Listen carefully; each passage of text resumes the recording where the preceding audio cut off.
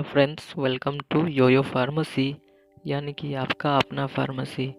Friends, इस video में हम लोग खांसी के बारे में जानेंगे। खांसी मतलब कफिंग। जब भी आपको खांसी या कफिंग होती है तो आप फटाफट मेडिकल स्टोर पे जाते हैं और उसको बोलते हैं कि कफ सिरप दे।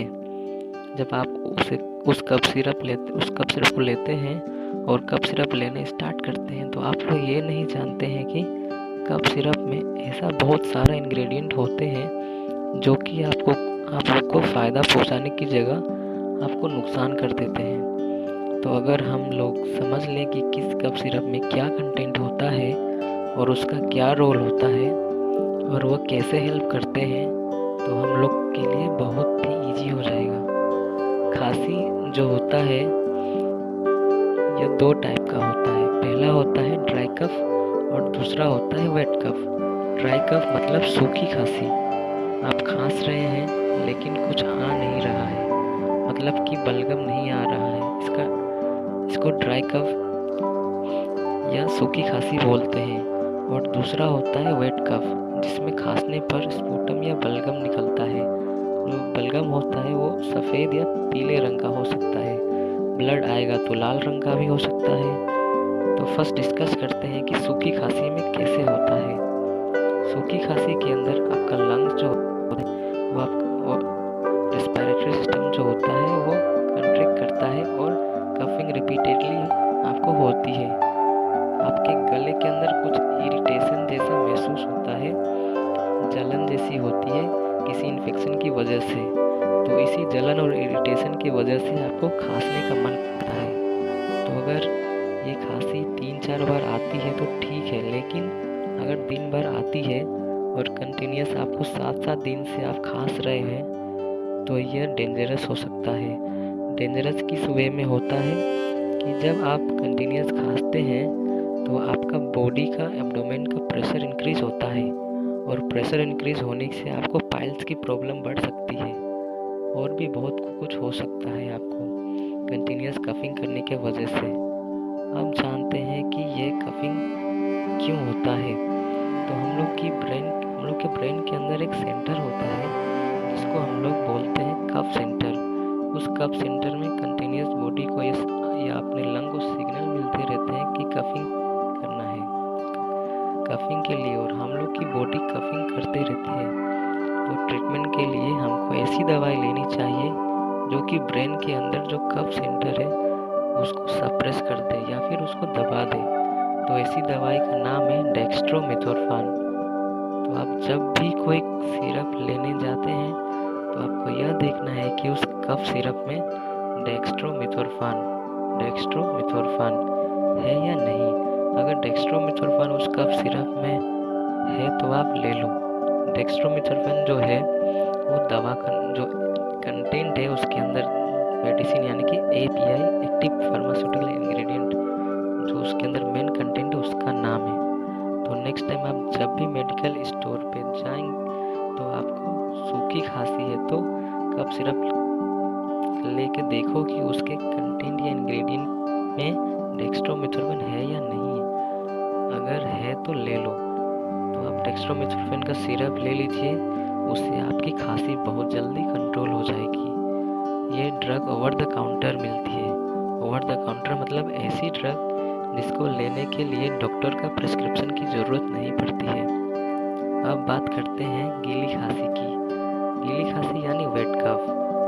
वेट कफ का मतलब होता है कि जब आप कफिंग करते हैं तो उसके अंदर स्पूटम निकलता है या फिर बलगम होगा वो सफ़ेद पीले रंग का, या ब्लड निकलेगा तो लाल रंग का हो सकता है। डिपेंड करता है आपका अंदर किस टाइप की बीमारी है। तो अब आप सोचिए वो बलगम निकल रहा है और आप डेक्स्ट्रोमेथोर्फान लेके उस बलगम को निकलने से रोक देंगे तो क्या ये हम लोग के लिए हेल्पफुल होगा? नहीं ना, ये डेंजरस होगा। तो अगर आप यहाँ पर डेक्स्ट्रोमेथोर्फान लेंगे तो डेक्स्ट्रोमेथोर्फान ब्रेन में जाके उस कफ सेंटर को दबा देगा। तो अब क्या होगा, खांसी तो रुक जाएगी पर जो बलगम था अंदर वो बाहर नहीं निकल पाएगा। तो यहाँ पर डेक्स्ट्रोमेथोर्फान आपको नहीं लेना है। तो फिर बलगम को अंदर से कैसे निकालें? एक तरीका जो है आपकी बॉडी खुद ही ऐसे कफिंग कर करके निकाले। और दूसरा तरीका है, आपको कफ सिरप ऐसा वाला ले जिसके अंदर डिफरेंट इंग्रेडिएंट है। गीली खांसी के लिए जो कफ सिरप आते हैं, ऐसे कफ सिरप में 2 इंग्रेडिएंट होने चाहिए। पहला होता है एक्सपेक्टोरेंट और दूसरे होते हैं म्यूकोलाइटिक्स। एक्सपेक्टोरेंट क्या होते हैं ये मैं आपको बताता हूँ। एक्सपेक्टोरेंट ऐसे सब्सटेंस होते हैं जो कि आपके लंग्स के अंदर या फिर आपके सांस की जो नली है उसके अंदर जो बलगम या स्पूटम के पार्टिकल होते हैं चिपके होते हैं। तो एक्सपेक्टोरेंट लंग्स के अंदर या फिर आपके सांस की नली के अंदर जो बलगम के या स्पूटम के पार्टिकल होते हैं जो चिपके होते हैं, तो एक्सपेक्टोरेंट उस स्पूटम या बलगम के पार्टिकल को लूज कर देते हैं, जिससे उस बलगम की चिपकने की टेंडेंसी सांस की नली के अंदर कम हो जाती है। तो वह बलगम चिपक नहीं पाता है और लूज हो जाता है, और जब आप कफिंग करते हैं तो वह बाहर निकल जाता है। एक्सपेक्टोरेंट के एग्जाम्पल में आपको देखना है कि गुआफेनासिन करके एक सब्सटेंस है, वह कफ सिरप में होना चाहिए। और दूसरा है सोडियम सिट्रेट। तो गुआफेनासिन सोडियम सिट्रेट अगर है उस कफ सिरप में तो वह कफ सिरप आपकी गीली खांसी में बेस्ट है।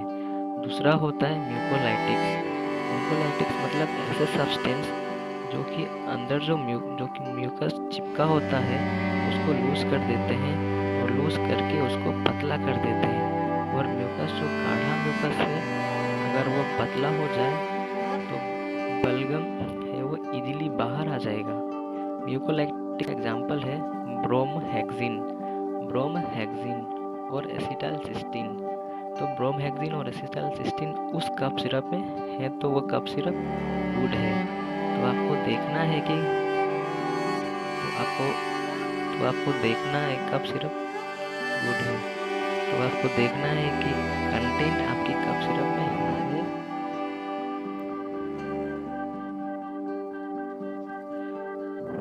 ब्रोमोहेक्सिन और एसिटालसिस्टीन।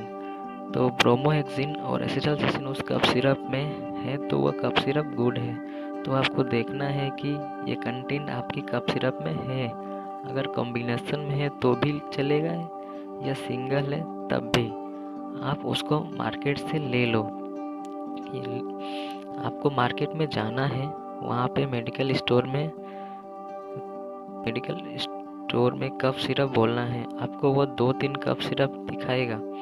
आपको वो कफ सिरप उठा के फिर कंटेंट देखना है। कंटेंट में अगर ब्रोमहेक्सिन यानी एसिटालसिस्टीन और गुआफेनासिन ये सब कंटेंट में दिया हुआ है तो आपको गीली खांसी में वो फ़ायदेमंद होगा।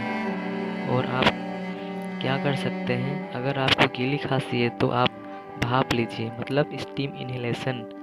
मतलब कि आपको एक भगोने के अंदर गर्म पानी करना है और कपड़ा से मुंह ढक के उस भाप को अंदर लेना है। स्टीम इन्हेलेशन बेस्ट है तरीका है खांसी में। स्टीम इन्हेलेशन जो है वो एक्सपेक्टोरेंट और म्यूकोलाइटिक्स के जैसा ही काम करता है। वो म्यूकस को पतला बनाता है और उसको निकलने में मदद करता है। और अगर इसके साथ में अगर आपको फीवर है तो पैरासीटामोल भी ले सकते हैं इसके साथ में, या फिर अगर आपको बहुत ज़्यादा स्नीजिंग हो रही है तो एंटीहिस्टामाइन जैसे कि सिट्रेजिन टैबलेट वो भी ले सकते हैं।